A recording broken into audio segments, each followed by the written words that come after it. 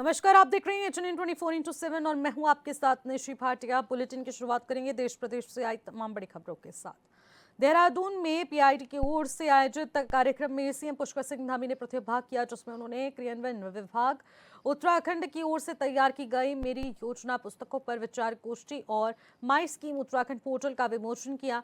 कार्यक्रम को संबोधित करते हुए सीएम धामी ने कहा कि हमारी सरकार का उद्देश्य केवल जनता के लिए योजनाएं बनाना नहीं, बल्कि हमारा लक्ष्य ये भी है कि योजनाएं धरातल पर प्रभावी रूप से उतरे। जिन लोगों के लिए इन्हें बनाया गया है उनके जीवन को सुगम बनाने में सार्थक भूमिका निभाए। आगे उन्होंने कहा कि पीएम मोदी के मार्गदर्शन में हमारी सरकार सरलीकरण, समाधान और निरास्तरण के मंत्र के साथ ही जनता की समस्याओं के समाधान के लिए लगातार कार्य कर रही है।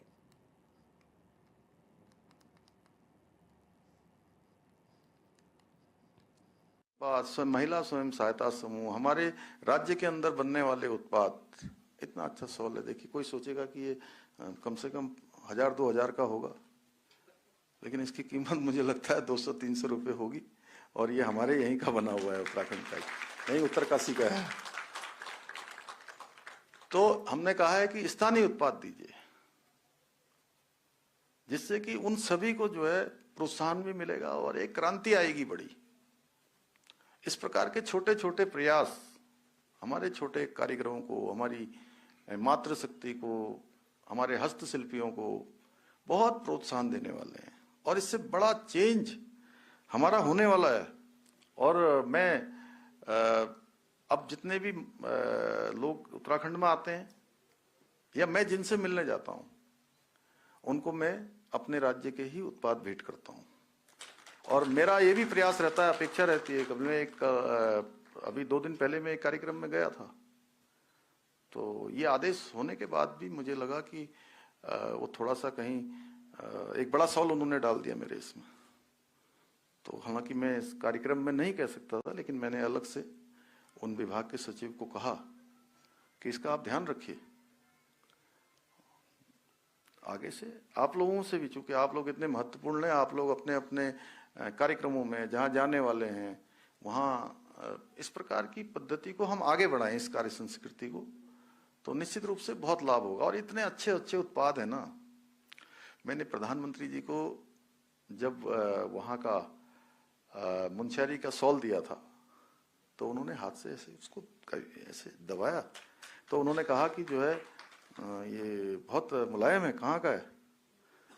तो मैंने उनको बताया कि मुनस्यारी का है। एक बार मैं मलारी का उनको दे के आया कपड़ा।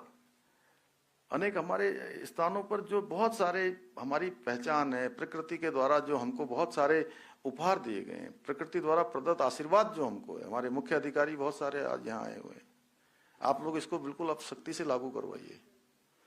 और ये बहुत, और मैंने एक साथ में ये भी कहा कि जो हम बड़े बड़े बुके देते हैं कार्यक्रमों में, हेलीपैड पर या मंत्री जी आ रहे हैं या और महानुभाव पहुंच रहे हैं, तो बड़े बड़े बुके लेके रास्ते में खड़े होते हैं। थोड़ी देर में वो बुके जो है पता नहीं कहाँ गया, पता नहीं चलता है। तो बुके की जगह बुक भी देना प्रारंभ करें। अगर अभी मैं कल भी किसी कार्यक्रम में था, तो कोई बड़ा सा बुके लेके आए मेरे लिए, परसों एक दिन पहले। तो मैंने वैसे ही पूछ लिया कि ये बुके कितने रुपए का है? बोले भाई साहब 1500 रुपए का है। मैंने कहा 1500 में 3 किताबें बहुत अच्छी मिल जाती है, अगर थोड़ा आप प्रयास करते तो। आगे से जो है आप 1-2 किताब लेके अपने घर में रखिए बढ़िया सी, और लेके आइए। और हम छोटी सी एक लाइब्रेरी बना रहे हैं जो बच्चों के काम आएंगी। हमारे बहुत सारे बच्चे पढ़ना लिखना जिनको आवश्यकता है, उन सब के लिए काम आने वाली है। ऐसे छोटे छोटे प्रयास हम सबको करने हैं। इसके साथ ही हम लोग स्टेट मिलेट मिशन में भी बहुत काम कर रहे हैं। आज जो मड़वा है, झिंगोरा है, हमारे तमाम प्रकार के जो उत्पाद हैं, उनकी मांग आज बहुत बढ़ रही है। लाल चावल है, राजमा है, गहत है, कुल्लत है, इन सबको आज एक सुपर फूड की जो है संज्ञा दी जा रही है। पहले एक समय में ये बहुत गरीब लोगों का भोजन माना जाता था, लेकिन अब जो है गरीब लोगों को तो ये कम मिल पा रहा है। अब जो है अमीर लोग इसकी ज्यादा डिमांड कर रहे हैं।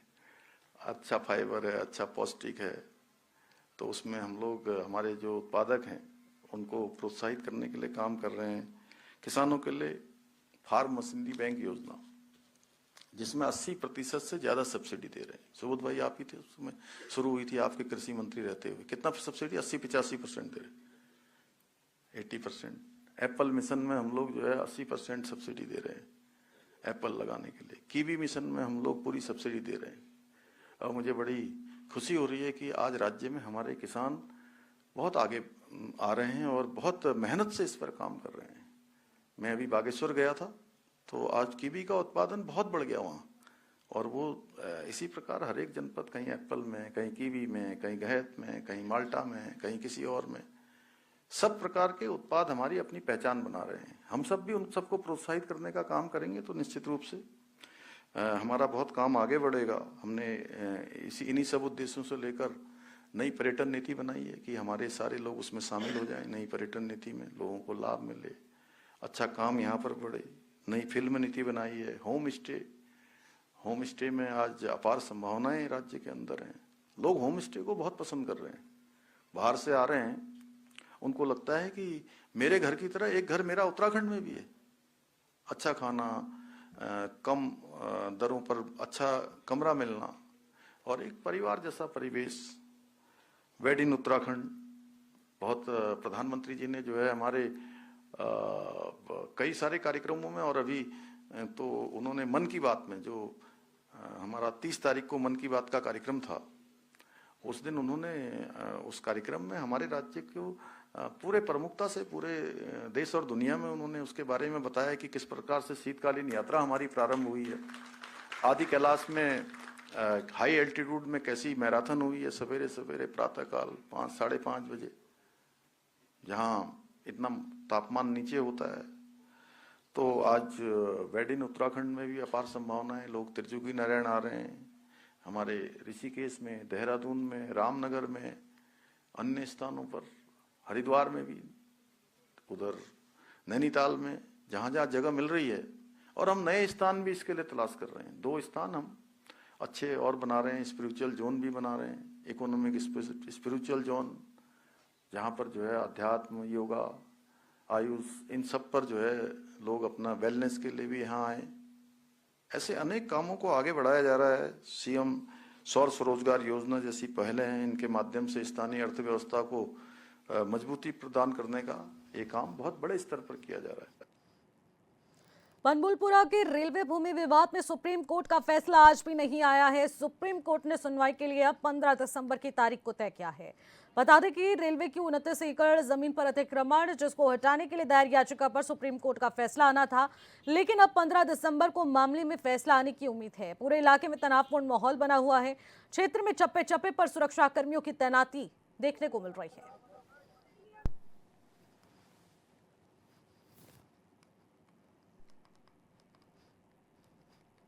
खबरों में आगे बढ़ेंगे। झारखंड के शीतकालीन विधानसभा सत्र के दौरान हेमंत सरकार ने सदन में प्रस्ताव रखा है कि लोक भवन का नाम बदलकर बिरसा भवन रख दिया जाए। ऐसे में संसदीय कार्य मंत्री राधाकृष्ण किशोर ने सदन में ये प्रस्ताव रखा कि रांची का राजभवन अब बिरसा भवन कहलाया जाएगा। बता दें कि हाल ही में केंद्र सरकार ने देश के सभी राजभवनों का नाम बदलकर लोक भवन रख दिया था और अब झारखंड में लोक भवन का नाम बदलकर नया नाम रखने का प्रस्ताव रखा गया है।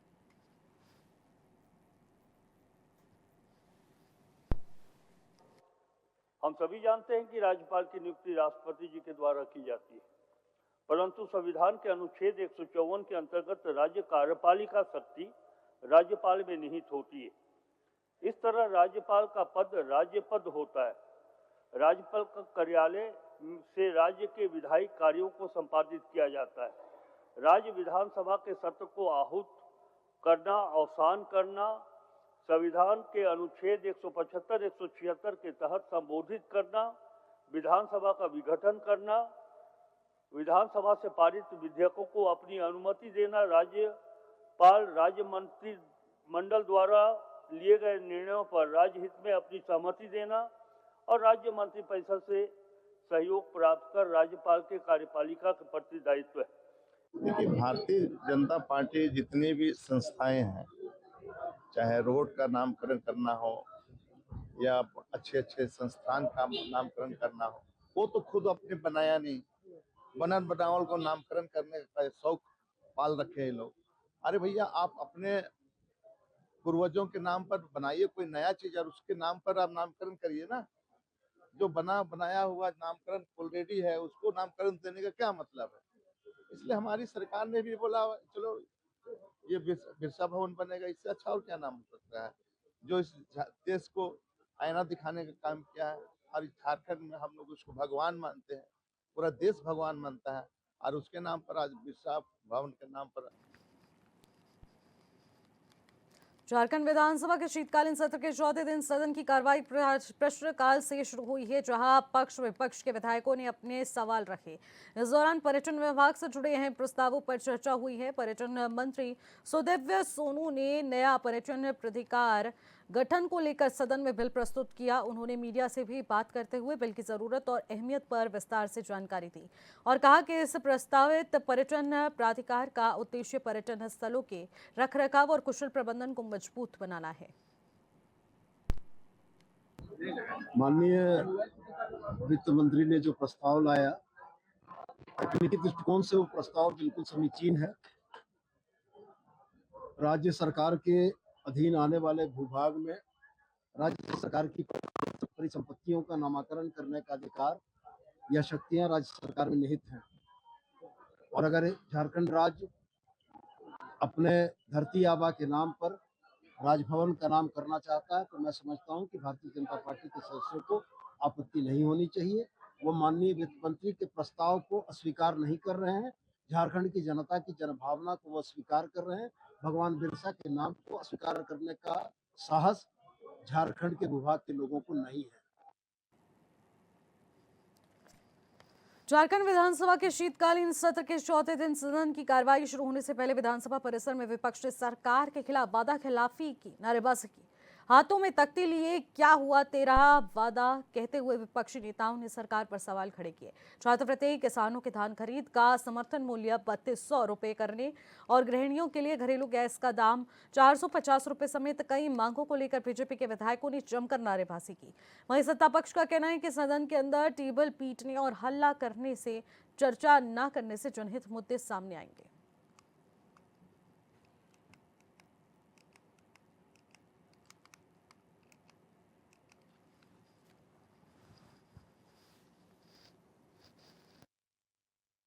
कांग्रेस, जेएमएम, आरजेडी 2024 के चुनाव में संकल्प पत्र जो गठबंधन का संकल्प था और 1 वोट 7 गारंटी उन्होंने जनता से वादा किया था और सातों का सातों गारंटी उन्होंने जनता से जो वादा किया उसको धोखा देने का काम किया। इसी विषय पर आज हम लोग सदन के बाहर सरकार से मांग रख रहे हैं और कल सदन के अंदर मैंने सभी बातों को बिंदुवार क्रमशः सरकार से जवाब मांगा था, लेकिन सरकार ने एक भी गारंटी और उन्होंने जो घोषणा किया था उस पर एक शब्द नहीं कहा। जब भी हम तमाशा करते तो एक चीज भूल जाते हैं कि हमारे लोगों का जो हित है, जिस उद्देश्य से मैं पहले भी आपको बोला था, मैंने जिस उद्देश्य से हमारे लोगों ने यहाँ हमें गीत गाने के लिए, टेबल पीटने के लिए, हल्ला करने के लिए, चिल्लाने के लिए नहीं भेजा है। हमारी जो योजनाएं हैं जो जमीन पे उतरनी चाहिए, चाहे वो शिक्षा से जुड़ी हुई हो, छात्रवृत्ति हो, हर एक मुद्दे, किसान के मुद्दे हैं, उस पर जब तक हम चर्चा नहीं करेंगे, बात नहीं करेंगे। खबरों में आगे बढ़ेंगे। उत्तराखंड हाईकोर्ट में 14 अगस्त 2025 को नैनीताल जिला पंचायत के अध्यक्ष और उपाध्यक्ष पद के चुनाव में हुए बवाल और 5 बीडीसी सदस्यों के उपग्रहण समेत अन्य संबंधित मामलों पर दायर याचिका पर सुनवाई हुई है।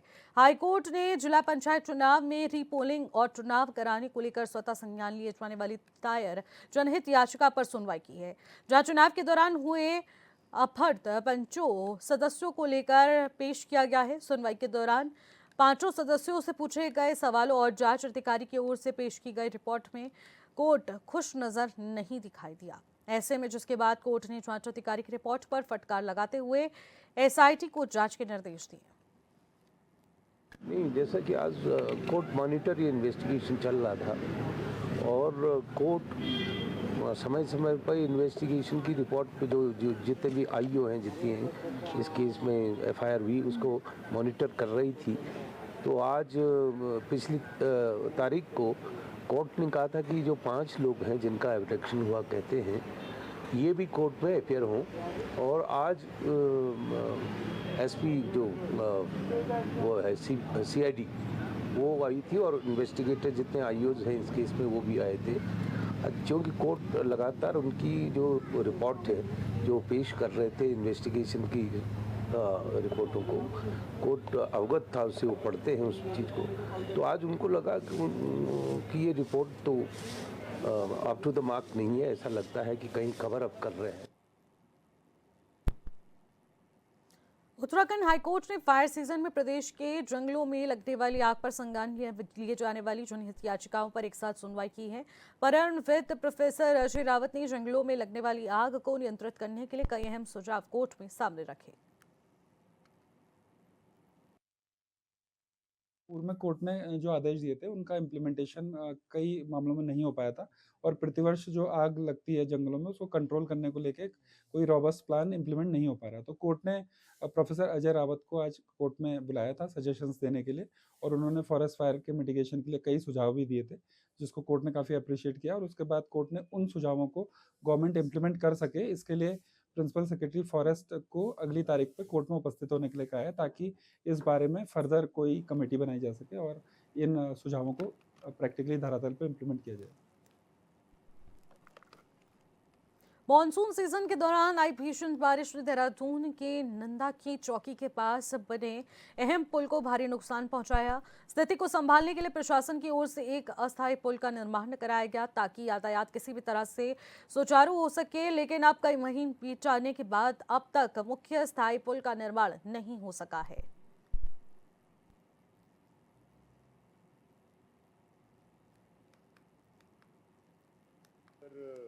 पर इसमें त्वरित कार्रवाई की जा रही है, और जो उसमें टेक्निकल फिजिबिलिटी, डिज़ाइन और अग्रेतर टेंडर की कार्रवाई होनी है वो एडवांस स्टेजेस पर है।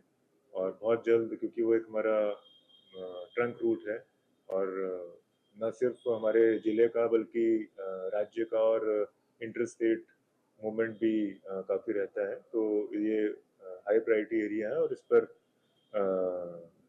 जो संबंधित अधिकारीगण हैं वो अवेयर हैं, विजिलेंट हैं, और बहुत जल्द इसको पूर्ण करवा दिया।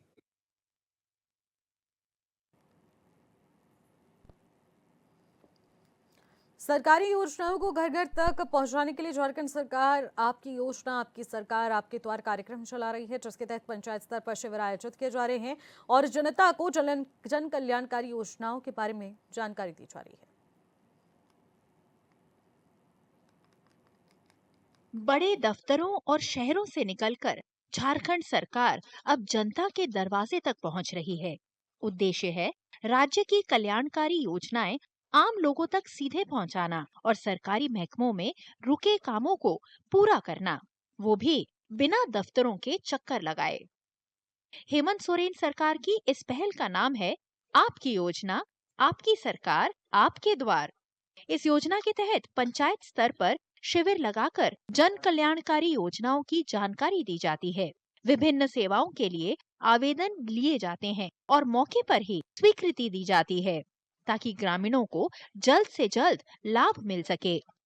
आज पदाधिकारी जहां सड़क नहीं है, जहां आने जाने का कोई व्यवस्था नहीं है, वहां कोई ट्रैक्टर से, कोई बैलगाड़ी से, कोई मोटरसाइकिल से ब्लॉक कार्यालय का प्रिंटर और कंप्यूटर और लैपटॉप ले जाकर के आपके पंचायत में बैठा हुआ है, आपकी समस्या को समाधान कर रहा है, और जो उसका समाधान की बस की बात नहीं है उसको हम तक पहुंचाने का काम कर रहा है। सामाजिक सुरक्षा पेंशन के नए और लंबित स्वीकृति पत्रों के वितरण के साथ साथ अबुआ आवास के आवेदन, दाखिल खारिज, लगान रसीद, आधार कार्ड सुधार, पैन कार्ड, जाति और आय प्रमाण पत्र जैसी सेवाओं का भी मौके पर निपटारा किया जाता है। राज्य की रजत जयंती वर्षगांठ पर इस कार्यक्रम के विशेष संस्करण सेवा का अधिकार सप्ताह आयोजन किया गया। 21 से 28 नवंबर तक चले इस अभियान में कुल 12,35,468 आवेदन आए। पंचायत भवन में आज मीटिंग है तो वहाँ हुआ और हमको वृद्धा पेंशन का कागज पैसा मिला। अनाउंसमेंट किया गया था, उसी से पता चला कि यहाँ पे सब्जी का फॉर्म भरा रहा है, तो मेरा घर नहीं है इसीलिए हम आए हैं घर यहाँ लेने के लिए। इन शिविरों में स्वास्थ्य विभाग की ओर से निशुल्क जांच, दवा वितरण और गोल्डन कार्ड बनाने जैसी कई सुविधाएं भी दी जाती हैं। सरकार के द्वारा आपकी योजना, आपकी सरकार, आपके द्वारा ये कार्यक्रम लोगों के लिए सुविधा के लिए यहाँ पर आयोजित किया जा रहा है, जिसमें हमारा कैंप लगा हुआ है और उसमें हम लोग हेल्थ डिपार्ट के लिए हम लोग वहाँ पर कार्यरत है और वहाँ लोगों का हम लोग बीपी, शुगर, मलेरिया और टाइफाइड जैसे टेस्ट कर रहे हैं। आपकी योजना, आपकी सरकार, आपके द्वार अभियान के जरिए सरकार ये सुनिश्चित कर रही है कि कोई भी नागरिक पीछे ना रह जाए और हर पात्र व्यक्ति को उसकी योजनाओं का पूरा लाभ मिले।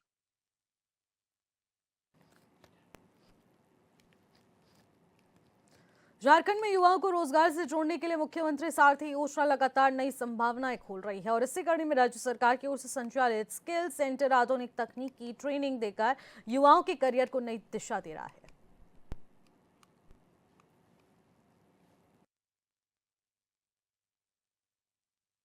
झारखंड के युवा बदलते समय के साथ खुद को बेहतर तरीके से तैयार कर सकें, इसमें मुख्यमंत्री सारथी योजना महत्वपूर्ण भूमिका निभा रही है। सरकार द्वारा संचालित कौशल केंद्र इस पहल का मुख्य आधार बनकर उभरे हैं, जहां आधुनिक तकनीकों का प्रशिक्षण प्राप्त कर युवा नए रोजगार के अवसरों से जुड़ रहे हैं। कांके स्थित दीनदयाल उपाध्याय कौशल केंद्र ऐसा ही एक प्रमुख संस्थान है, जहां करीब 900 युवक युवतियां विभिन्न ट्रेडों में प्रशिक्षण ले रहे हैं। यहां ड्रोन ऑपरेशन से लेकर इलेक्ट्रिक वाहनों की असेंबली जैसे कोर्सों की थ्योरी और प्रैक्टिकल ट्रेनिंग दी जा रही है। इन कोर्सेज में दक्ष होकर युवा न केवल अपना भविष्य संवार रहे हैं, बल्कि अपने कौशल को आजीविका का साधन भी बना रहे हैं। आने वाला समय में आप हुनर के साथ कहीं पर भी अगर हुनरमंद है तो आपको भूखा मरने का जरूरत नहीं पड़ेगा। इस केंद्र में युवाओं को ड्रोन बनाने से लेकर उसे उड़ाने तक का प्रशिक्षण दिया जा रहा है। ड्रोन टेक्नोलॉजी आने वाले समय में कृषि और सुरक्षा जैसे क्षेत्रों में बेहद महत्वपूर्ण होगी, जहां रोजगार के कई अवसर होंगे और ये युवा इसके लिए पूरी तरह तैयार हैं। ड्रोन को कैसे उड़ाना है, कैसे क्या करना है, उसके बारे में सारी डिटेल, और यहाँ पर खाने पीने की व्यवस्था है, रहने की व्यवस्था है, जिसके कारण हमें कोई भी असुविधा नहीं होती है। कैंपस में बने 4 व्हीलर सर्विस स्टेशन में युवा 4 व्हीलर सर्विस असिस्टेंट और इलेक्ट्रिक व्हीकल असेंबली ऑपरेटर की ट्रेनिंग ले रहे हैं। यहाँ ये विशेष रूप से इलेक्ट्रिक व्हीकल ई रिक्शा बनाना सीख रहे हैं।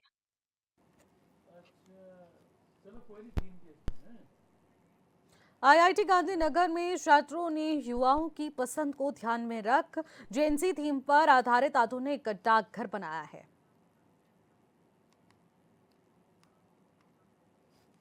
लंबी दूरी के पोस्टकार्ड और हाथ से लिखे गए पत्रों के दिन अब भले ही बीते दौर की बात हो गई हो, लेकिन इन्हीं के जरिए डाक विभाग युवा पीढ़ी को डाकघरों की ओर आकर्षित करना चाहता है।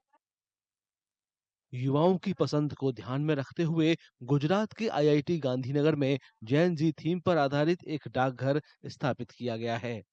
छात्रों ने इस तकनीक अनुकूल और आधुनिक डाकघर को बनाया है।